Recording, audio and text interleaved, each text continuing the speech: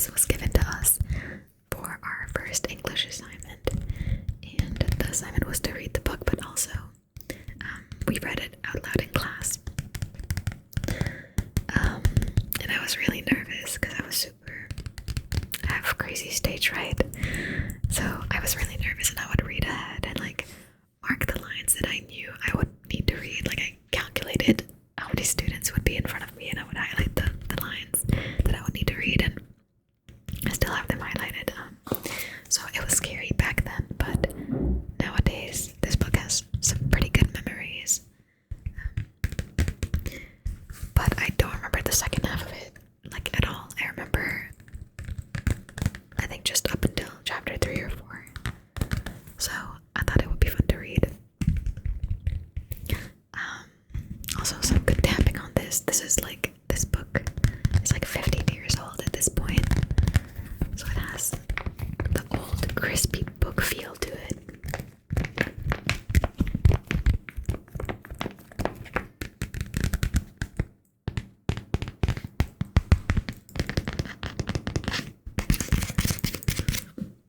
Let's read the back. The Rime of the Ancient Mariner relates to the experience of a sailor who has returned from a long sea voyage. The mariner stops a man who is on the way to a wedding ceremony and begins to narrate a story. The wedding guest's reaction turns from amusement to impatience and fear to fascination as the mariner's story progresses.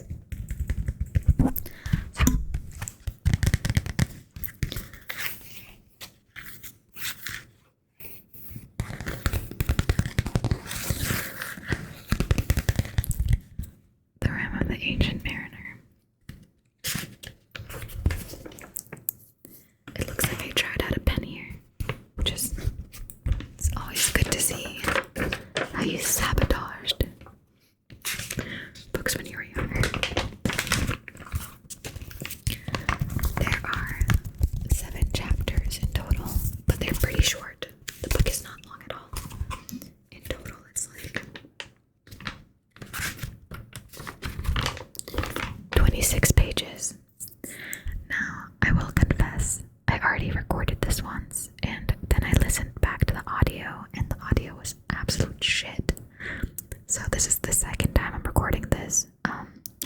So I'm only gonna do chapter 1, 2, and 3 today, I think. Maybe 4. I'll try to get to the halfway through the book. Other 4 chapters I'll do. 4 chapters. Alright. Chapter 1. It is an ancient mariner, and he stoppeth one of 3. By the long grey beard and thy glittering eyes, now wherefore stoppest to me? The bridge room's doors are opened wide, and I am next of kin. The guests are met, the feast is set. Mayst hear the merry din. But still holds he the wedding guest. There was a ship, quoth he. Nay, if thou's got a laughsome tale, mariner, come with me. He holds him with his skinny hand, quoth he, there was a ship. Now get thy hands, thou grey-beard loon, or my staff shall make thy skip. Okay, I never realized someone from the wedding was threatening him to kick him out. I just realized that now for the first time. He holds him with his glittering eye. The wedding guest stood still and listens like a 3 years child. The mariner hath his will. The wedding guest sat on a stone. He cannot choose but hear. And thus spake on that aged mariner, the bright aged man, the bright-eyed mariner. The ship was cheered, the harbor cleared. Merrily did we drop below the kirk, below the hill, below the lighthouse top. The sun came up upon the left, out of the sea came he, and he shone bright, and on the right went down into the sea. Higher and higher every day, till over the mast at noon, the wedding guest here beat his breast, for here the loud bassoon.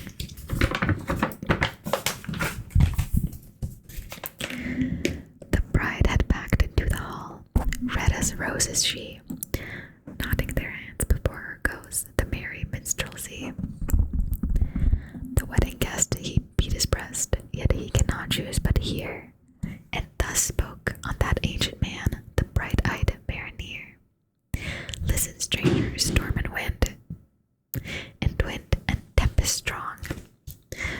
days and weeks it played us freaks like chaff we drove along. Listen, stranger, mist and snow, and it grew wondrous cold. And ice mast high came floating by, as green as emerald. And through the drifts, the snowy cliffs, did he send a dismal sheen. Nay shapes of men, nay beasts we ken, the ice was all between. The ice was here, the ice was there, the ice was all around. It cracked and growled and roared and howled like noises of a swound. And this green highlight line is the first line I had to read out to the class. The greens are the ones that I had to read out.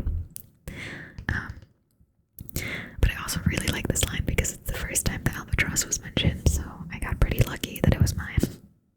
Let me reread the last one. The ice was here, the ice was there, the ice was all around. It cracked and growled and roared and howled like noises of a swound.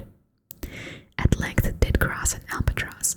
Through the fog it came, and as if it were a Christian soul, we hailed it in God's name. The mariners gave it biscuit worms, and round it flew. The ice did split with a thunder fit, the helmsman steered us through. And a good south wind sprung up behind, the albatross did follow. And every day for food or play came to the mariner's hollow. In a mist or cloud on mast or shroud, it perched for vespers 9, whilst all night through fog smoke white, glimmered the white moonshine.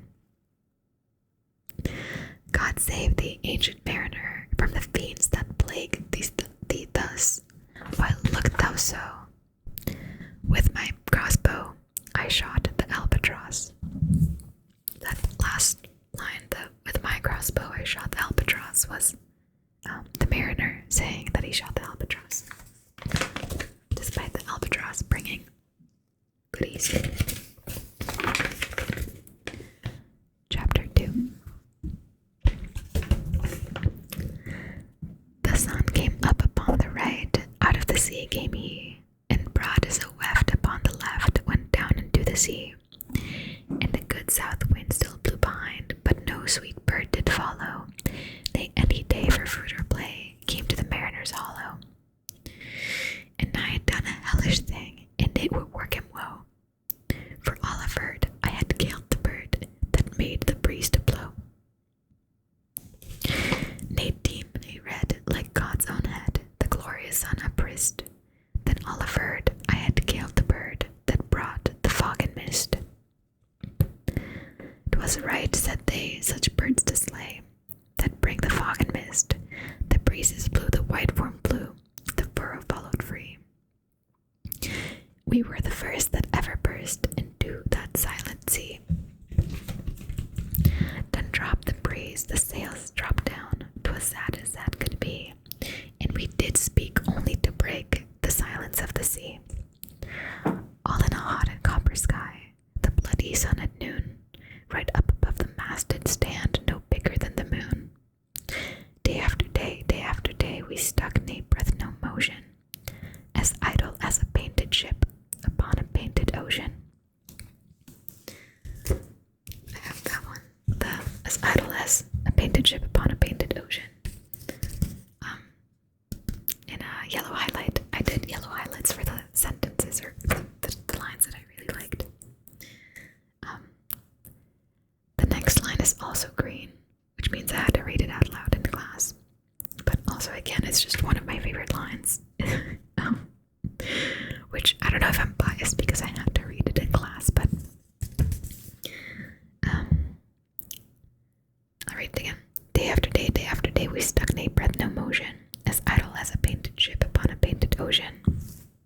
And then water everywhere, and all the boards did drink. Water everywhere, nay any drop to drink. The very deeps did rot, O Christ, that ever this should be. Yes, slimy things did crawl with legs upon the slimy sea. About, in reel and rout, the death fires danced at night. The water, like a witch's oil, burned green and blue and white. In 7 dreams assured were of the spear that plagued us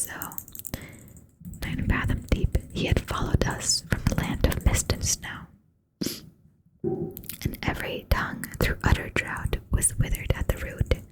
We could not speak no more than if we had been choked with soot. Well a day what evil looks said I from old and young. Instead of the cross, the albatross about my neck was hung. So this chapter is my favorite in the book.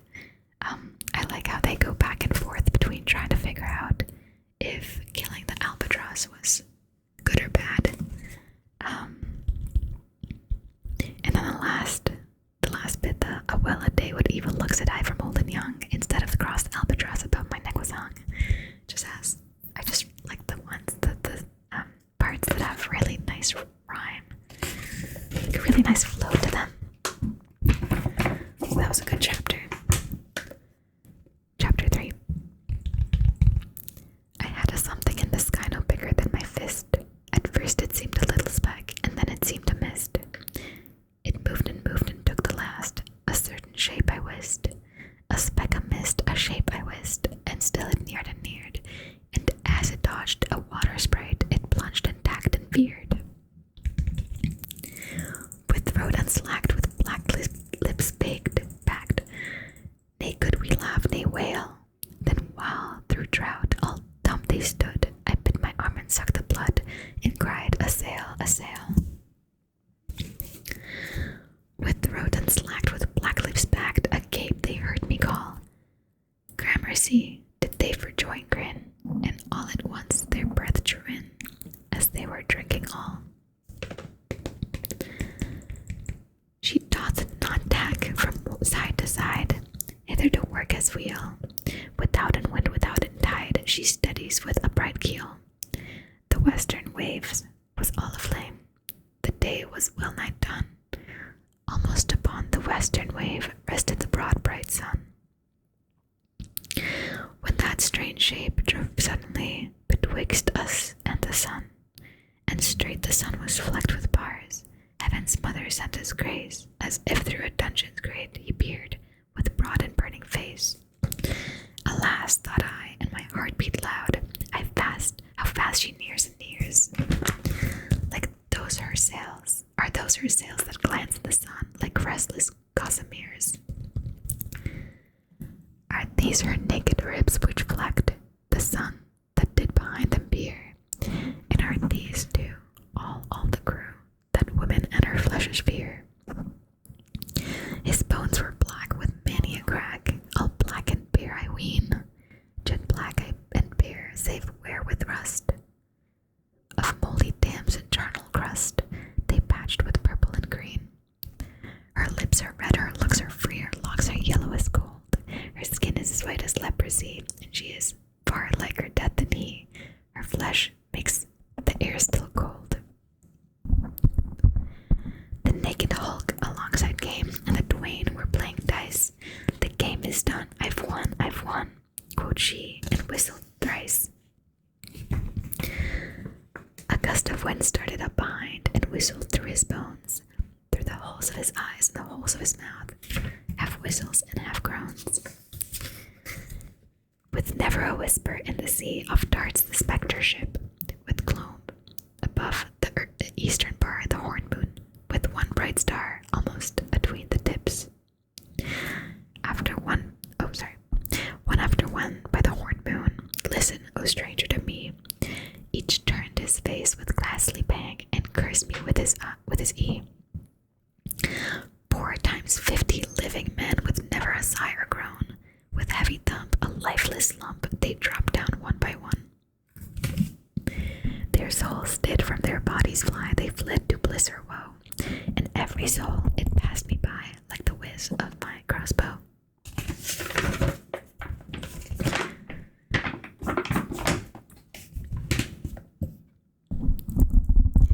I fear thee, ancient mariner, I fear thee, thy skinny hand, and thou art long and lank and brown as the ribbed sea sand. I fear thy, and thy glittering eye, and thy skinny hand so brown. Fear not, thou wedding guest, this body drop not down. That was a little conversation between the wedding guest and the mariner. And now it's gonna go back to the mariner's story.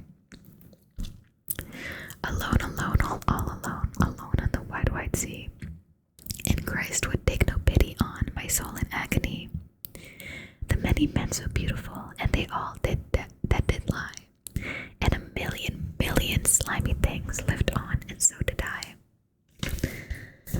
I looked upon the rotting sea and drew my eyes away. I looked upon the eldritch deck, and there the dead men lay. I looked to heaven and died and tried to pray, but ever a prayer had gushed.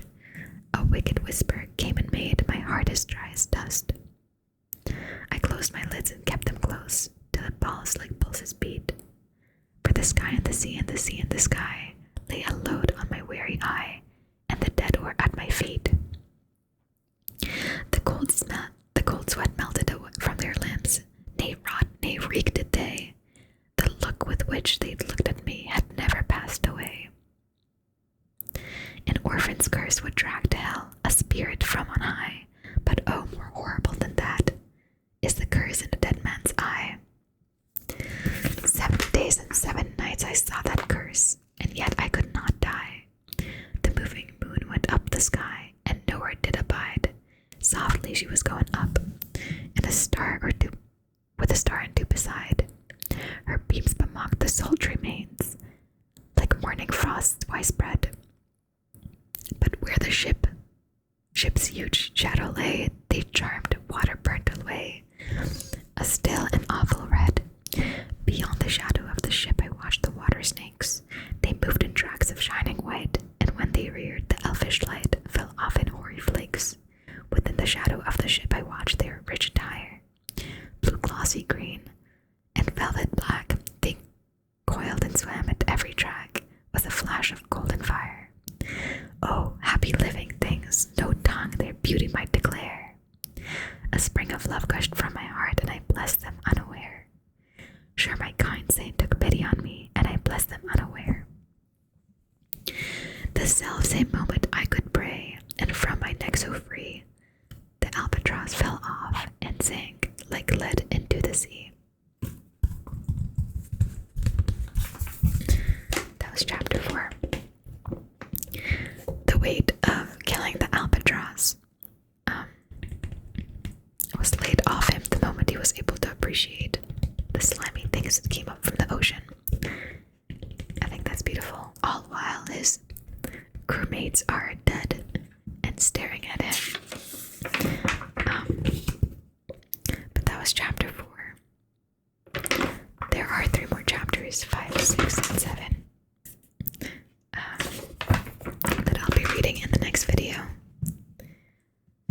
But that was fun. I love The Rime of the Ancient Mariner. I haven't read it until my last recording in 15 years, so it's very nostalgic.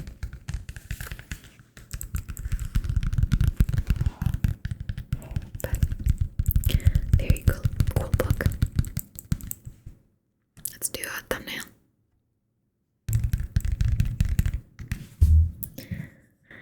Alright. Thank you for watching.